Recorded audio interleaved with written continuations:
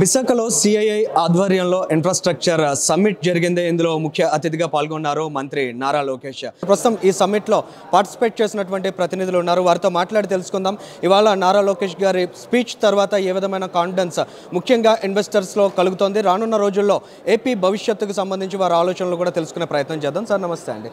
ఇవాళ ఆంధ్రప్రదేశ్ అనే స్టేట్ చాలా హ్యూజ్ ఇన్ఫ్రాస్ట్రక్చర్ ఉంది సార్, అద్భుతమైనటువంటి వనరులు ఉన్నటువంటి స్టేట్. ఫ్యూచర్ ఏపీ అనేది ఎలా ఉంటుంది అనేది వాళ్ళ ఆయన పోర్ట్రేట్ చేశారు. మీరు ఏం చెప్తారు సార్? ఇవాళ ఆయన స్పీచ్లో మిమ్మల్ని ఆకట్టుకున్న అంశాలు ఏంటి? నారా లోకేష్ గారు ఏం చెప్పారంటే, we need to bring lot of companies, GCCs, IT companies, clean energy, sustainable and many other things he spoke. అక్కడ తను చెప్పింది ఏంటంటే జాబ్స్ క్రియేట్ చేయడం first. So the more you are going to bring the investment, more better infrastructure is given to those companies. So the better more number of jobs are created. అంటే తన ఉద్దేశం ఏంటంటే infrastructure facilities అనేవి బాగా వస్తే ఆంధ్రప్రదేశ్కి, so clean ఎనర్జీలో చాలా ఇన్వెస్ట్ చేయొచ్చు, హైడ్రోజన్ వాటిలో ఇన్వెస్ట్ చేయొచ్చు, GCCs global captive centres, they are actually now the big boom for the Indian market because lot of companies are struggling in US and European market. వాళ్ళందరూ కూడా ఇక్కడ రావాలని plan చేస్తున్నారు. So that is going to be breakthrough. So if we are able to provide infrastructure, మంచి infrastructure ఇక్కడ వైజాగ్లో కానీ, అమరావతిలో కానీ, కాకినాడలో కానీ ఎక్కడైనా ఇన్ఫ్రాస్ట్రక్చర్ ప్రొవైడ్ చేస్తే, so there is a plenty of jobs are available in Andhra Pradesh. So this is going to be sunrise state for the infrastructure, IT industry, clean energies, lot of sustainable development business come here. So నేను చెప్పేది ఏంటంటే, లోకేష్ గారు మాట్లాడిన తర్వాత మా అందరికీ చాలా confidence ఎలా వచ్చిందంటే, yes this is the high time for the raise infrastructure across the Andhra Pradesh and also divide this IT infrastructure, not only just IT infrastructure, physical infrastructure for other industries also, manufacturing, cement, even many other, steel. These are the areas that we need to focus. So there's a lot of confidence is happening now, and he has given a lot of clarity about the clean energies also. So clean energy is going to be the one of the priority area for the Andhra Pradesh government. That's what we understood, that infrastructure is actually going to develop. Thanks for the Nara Lokesh and CII for making it happen, and we have lots of hopes and confidence to work with the AP government and create new opportunities, new jobs. Thank you. ఇవాళ emerging technologies అనేవి చాలా ఇంపార్టెంట్గా ఉన్నది ఇవాళ ఆంధ్రప్రదేశ్ స్టేట్కి సంబంధించినటువంటి అంశంలో. అయితే వీటికి సంబంధించి ఇవాళ డేటా సెంటర్స్ కావచ్చు, ఆర్టిఫిషియల్ ఇంటెలిజెన్స్, ఇవి ప్రైమ్ ఫోకస్గా ఏపీ గవర్నమెంట్ ముందుకు వెళ్తామంటుంది. మీరు దాని మీద ఏం చెప్తారు sir? As the government already said, there is మనకి ఇప్పటి వరకు majority of the youth Telugu states నుంచి ఇటు తెలంగాణ కావచ్చు, ఆంధ్రప్రదేశ్ కావచ్చు, most of the people were migrating to other places like Pune కావచ్చు, బెంగళూరు కావచ్చు, వాళ్ళ ఐటీ రిలేటెడ్ జాబ్స్ కోసం వెళ్తూ ఉన్నారు. The resources are from this two states majorly. So ఇప్పుడు ఏమవుతుంది అని అంటే, the same infrastructure what they had at Hitech City Hyderabad కావచ్చు, some other locations of parts of two states, అదే సిమిలర్గా they are going to bring a big infrastructure, and whatever the requirements that are there, government is going to support, and also CII is also giving a great support to add on, which is ఏదైతే requirement మనకు ఉండబోతుందో these are going to happen. This is not only going to give for IT related, it is also making manufacturing industry also a bigger space. ఇందులో ఏమవుతుంది అని అంటే, AI based కావచ్చు, robotic process automation కావచ్చు, automation of the industries. అంటే గతంలో జరిగిన ఈ టెక్నాలజీ ట్రెండ్స్లలో చూసినట్లయితే మోస్ట్ ఆఫ్ ద థింగ్స్ ఏమవుతుందంటే ట్రాన్స్ఫర్మేటివ్ మోడ్లో వెళ్తుంది. అంటే ఏఐ బేస్డ్ డివైజెస్, ఇవి IoT devices, what ever these are there, ఇవి రాబోతున్నాయి ఫర్దర్గా. వీటికి ఫ్యూచర్ ఉంది and at the same time we are going to give a space for their establishment.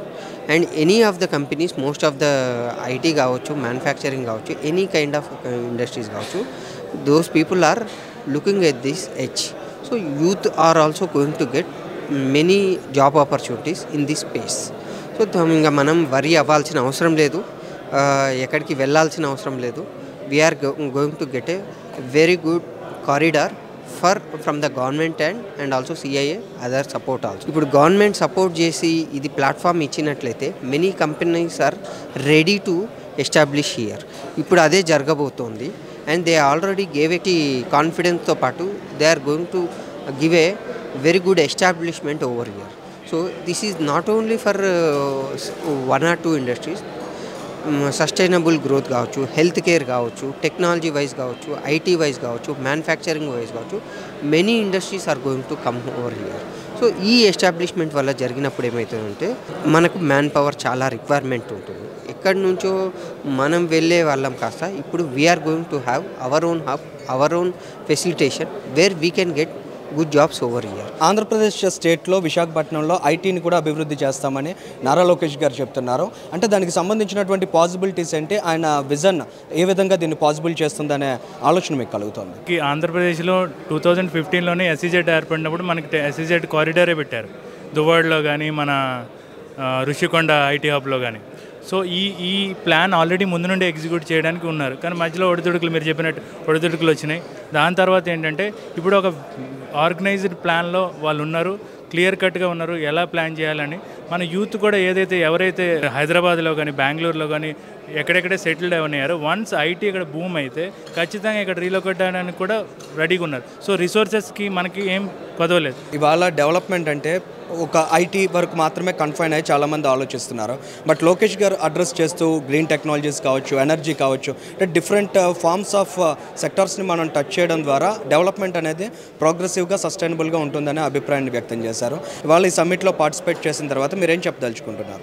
నేను ఈ మీటింగ్ అటెండ్ అయిన తర్వాత నాకు I'm very confident that Andhra Pradesh has been with a good leaders now, wherein people are like according to Mr. Lokesh Garu, like the way he has explained the infrastructure of Andhra Pradesh people, it will be very benefited to the individuals and people may come back and start working here. 100 days of governance ఈ కూటమి ప్రభుత్వం వచ్చాక complete అయింది. వీళ్ళ focus అంతా కూడా main part డెవలప్మెంట్కి సంబంధించినటువంటి అంశం మీద పెట్టారు. అయితే ఈ ఇన్వెస్ట్మెంట్స్, ఇన్ఫ్రాస్ట్రక్చర్, ఇండస్ట్రీ రిలేటెడ్గా మీరు ఎట్లాంటి కాన్ఫిడెన్స్ ఫీల్ అవుతున్నారు ప్రస్తుత కూటమి ప్రభుత్వంతో?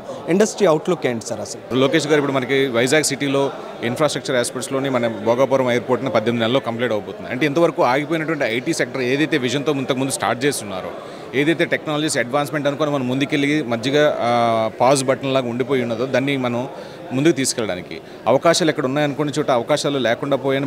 బయట రాష్ట్రాలకు వెళ్ళి బయట దేశాలకు వెళ్ళిపోయినట్టు పరిస్థితుల్లో కూడాను ఇప్పుడు మళ్ళీ వాళ్ళందరినీ కూడా వెనక్కి తీసుకొచ్చేటట్టు అల్లే అక్కడికో వెళ్ళిపోకుండా మన అదే సంస్థలను ఇక్కడ తీసుకురావడానికి కూడాను. సో రవాణా ఆస్పెక్ట్స్లో కానీ ఇన్ఫ్రాస్ట్రక్చర్స్ డెవలప్ అవడం వల్ల దగ్గర ఒడిశా, ఛత్తీస్గఢ్ ఈ ప్రాంతాల వరకు కూడా అన్ని విధాలుగా కూడా మనం ఉపయోగపడతాం. దానికి సంబంధించి ఉద్దేశించి మనం చేస్తూ ఉంటాం. అందుకే ఈరోజు మనకి మాట్లాడిన విధానం బట్టి యూత్ చేతిలో పడ్డది కాబట్టి సో అడ్వాన్స్డ్ కైండ్ ఆఫ్ ఆస్పెక్ట్స్లో ముందుకు తీసుకెళ్ళడానికి ఏ విధంగా ఏదైతే దోహద ఎంతవరకు ఆగి ఉన్నదో దాని గురించి మాత్రం ముందుకు వెళ్తారనేసని, అది వేరంగా ప్రతి ఒక్కరికి కూడా ఆపర్చునిటీ వచ్చే విధంగా ఉంటుందనే ఉద్దేశంతో మాత్రం మాకు అర్థమైంది.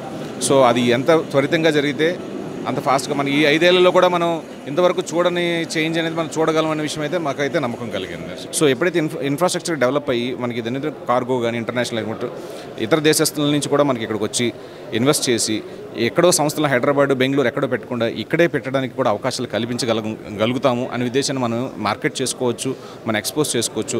అదేవిధంగా మన పిల్లల్ని ఎక్కడికో పంపించకుండా మన దగ్గర ఇక్కడ ఇంక్యుబేషన్ ఆస్పెక్ట్స్లో కానీ డిఫరెంట్ ఆస్పెక్ట్స్లో కూడా చేయడానికి ఆస్కారం ఉంటుంది. అంటే ఇంత దృఢమైన ఆలోచన కలిగే ముందు ప్రాథమికంగా ఏదైతే మొదలు పెట్టాలో దాని మీద ఉద్దేశించి మేము ముందుగా నిర్ణయం తీసుకున్నామని, అందుకే ఆయన 100% కాన్ఫిడెన్స్తో అదే విషయాలను మనం ముందు చర్చించగలిగాం.